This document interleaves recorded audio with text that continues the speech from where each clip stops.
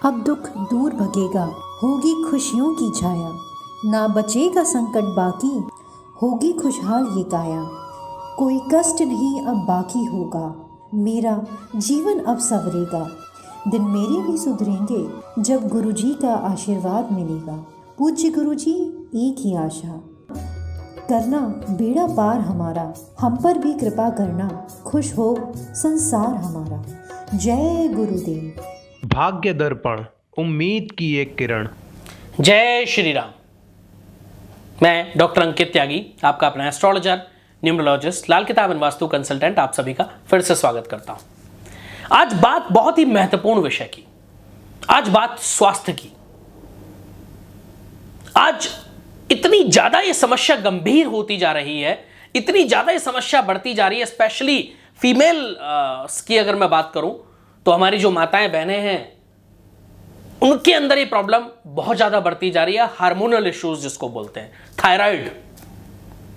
हर तीसरी चौथी हमारी माताओं बहनों में ये प्रॉब्लम देखने को मिल रही है। क्या ग्रह दशा का खराब होना भी इसका कारण बन सकता है?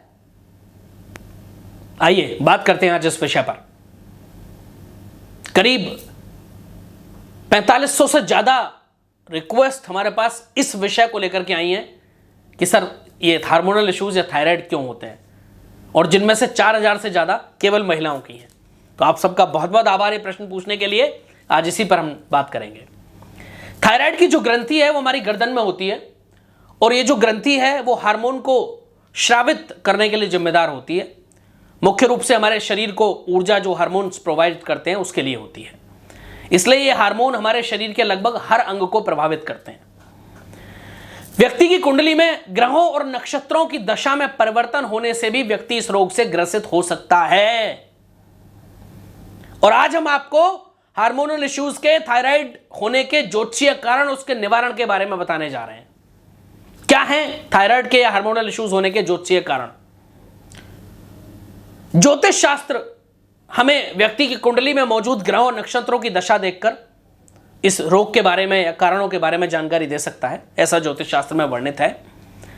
कौन कौन से ऐसे कारण हैं, कौन सी ऐसी युति हैं जो जिम्मेदार होती हैं इस प्रॉब्लम के लिए, इस बीमारी के लिए? सबसे पहले तो सूर्य और बृहस्पति की युति। जो व्यक्ति कभी ना कभी थायराइड से पीड़ित हो सकता है, जिसकी जन्म कुंडली में सूर्य और बृहस्पति की युति होती है, और इसके साथ ही इस युति पर यदि शनि, राहु या मंगल की हानिकारक दृष्टि हो तो भी व्यक्ति इस रोग से ग्रसित होने की संभावना और ज्यादा बढ़ जाती है। लिहाजा कुंडली में ऐसे योग होने से आप थायराइड की समस्या से ग्रसित हो सकते हैं, या अन्य हार्मोनल इश्यूज का सामना करना पड़ सकता है आपको। व्यक्ति की जन्म कुंडली के अनुसार यदि जातक का, किसी भी व्यक्ति का लग्न भाव यानी पहला भाव किसी हानिकारक ग्रह से दृष्टि, किसी हानिकारक ग्रह की दृष्टि वहां पड़ रही हो, या किसी हानिकारक ग्रह से दृष्टिगत हो, तो ऐसी स्थिति में व्यक्ति का जीवन हार्मोनल इश्यूज के कारण सफर कर सकता है, प्रॉब्लम में आ सकता है। व्यक्ति की कुंडली के पहले और दूसरे भाव के स्वामी छठे, 8वें या 12वें भाव में स्थित हो तो ऐसे व्यक्ति में बहुत ज्यादा प्रबल चांसेस हैं कि थायराइड का शिकार या कोई ना कोई हार्मोनल इश्यूज अवश्य होगा। ग्रहों की ऐसी अवस्था में होने से व्यक्ति को थायराइड से संबंधित अन्य रोग भी हो सकते हैं। इस परिस्थिति में तो कई बार थायराइड लेवल इतना बढ़ जाता है कि व्यक्ति को थायराइड की सर्जरी उस ग्रंथि की करानी पड़ जाती है। इस परिस्थिति में वैदिक ज्योतिष या वेदों के अध्ययन से करीब 6 सहायक विषय में से एक है जो हमारे जीवन में से आने वाली किसी भी समस्या को के बारे में न केवल भविष्यवाणी देता है, बल्कि उन समस्याओं से निपटने में भी हमें सहायता करता है, उसके उपाय भी हमें प्रदान करता है। सबसे पहले तो कुंडली का पहला भाव या लगन भाव विशेष रूप से व्यक्ति के ऊपरी शरीर के अंगों का कारक माना जाता है।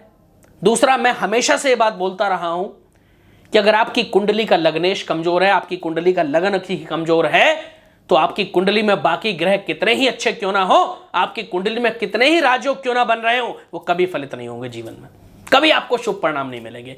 क्योंकि जो कुंडली का लगन है, कुंडली का लगन is like head of the family, और अगर किसी फैमिली का हेड ऑफ द फैमिली ही कमजोर पड़ जाए कर्जों से घिर जाए तो आपको लगता है पूरी फैमिली अच्छी चल पाएगी?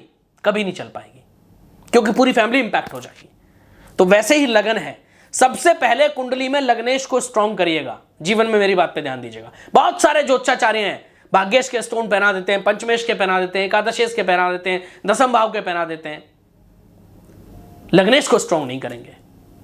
कितने लोग मेरे पास आते हैं, सर मैंने तो ये पन्ना भी पहन लिया, 5वें भाव का स्वामी है सर, बुध कमजोर है, मैंने ये बृहस्पति के लिए भी पहन लिया सर, क्योंकि मेरे जो बृहस्पति कमजोर है और भाग्येश है बृहस्पति। अरे भाई, बाकी सारी चीजें ठीक है, मान लिया मैंने, लेकिन आपने लगन की स्थिति देखी? बहुत सारे ज्योतिष नहीं देखते। जो ज्योतिष भी हमारी वीडियोस देख रहे हैं उन सबसे हाथ जोड़ के निवेदन है, ज्योतिषियों के लिए बहुत बड़ी बात बता के जा रहा हूं मैं, सभी ज्योतिष भी इस बात पर ध्यान दें, सबसे पहले लगन की स्थिति देखना शुरू करें। अगर लग्नेश मजबूत नहीं है तो जीवन में कितने ही रत्न पहना लेना, कितने ही उपाय करा लेना, उस व्यक्ति को कभी लाभ नहीं होने वाला है। यह मेरी खुद की 12 साल की रिसर्च है और कम से कम 10,000 प्लस कुंडलीज पर यह रिसर्च मैं कर चुका हूं। कोई रिजल्ट नहीं मिलेगा जब तक लग्नेश स्ट्रांग ना हो। तो जो भी मेरे छोटे भाई बहन या जो भी ज्योतिष हैं या जो ज्योतिष में रुचि रखते हैं या जो सीख रहे हैं या जो ज्योतिष को ऑलरेडी एज अ प्रोफेशन उनका चल रहा है, वो लोग भी ध्यान दें इस बात पर।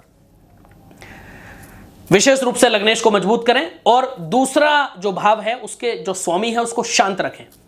व्यक्ति की जन्म कुंडली में जो दूसरा भाव है वो विशेष रूप से बोलने की क्षमता यानी कि गले से संबंधित होता है, और जो थायराइड का रोग है वो भी गले से संबंधित है।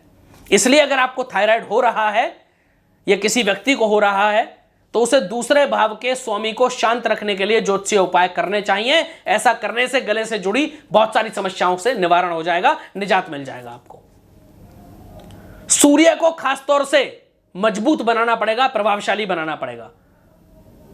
ज्योतिष शास्त्र के अनुसार जीवन में ऊर्जा का कारक अगर कोई ग्रह माना जाता है तो वो है सूर्य, और व्यक्ति की कुंडली की गणना करने के लिए सूर्य की स्थिति ही सबसे ज्यादा इंपॉर्टेंट होती है। व्यक्ति की कुंडली में ग्रहों की दशा की वजह से थायराइड रोग होने के जो कारण नजर आ रहे हैं, ऐसे में ग्रहों के कुंडली में अनुकूल बनाने का प्रयास करें।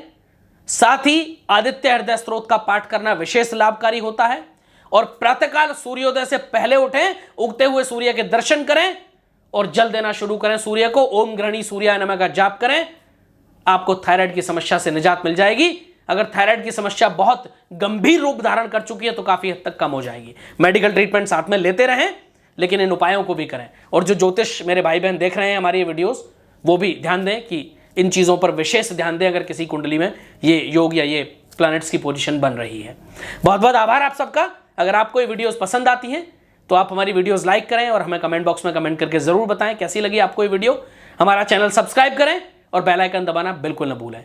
फिर मिलेंगे एक नई वीडियो के साथ, नई जानकारी के साथ। तब तक के लिए आप सबको मेरी तरफ से जय श्री राम।